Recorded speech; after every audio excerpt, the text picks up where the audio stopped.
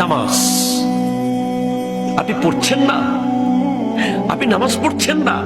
আমি অবাক হয়ে যাচ্ছি, আপনি নামাজ কেমনে পড়ছেন না? আপনি কি জানেন না একটা সিজদা না করার অপরাধে কি শাস্তি পেয়েছে শয়তান? কয়টা সিজদা? জোরে কর না, কয়টা?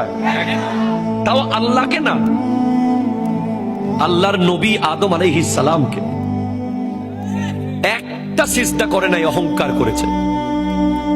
বিনিময়ে জান্নাত থেকে আল্লাহ বের করে দিয়েছে তাকে। কিয়ামত পর্যন্ত লানত প্রাপ্ত শয়তান। পৃথিবীর এমন কোন জায়গা নাই যেখানে সে সিজদা করে নাই আল্লাহকে। কিন্তু আল্লাহর কথা মতো একটা সিজদা না করার অপরাধে যদি সে এমন শাস্তির শিকার হয়, আপনি তো জানেন না প্রতিদিন 17 রাকাত হচ্ছে ফরজ নামাজ, 17 দুগুণ 34টা সিজদা। এগুলো কাকে করতে বলা হচ্ছে?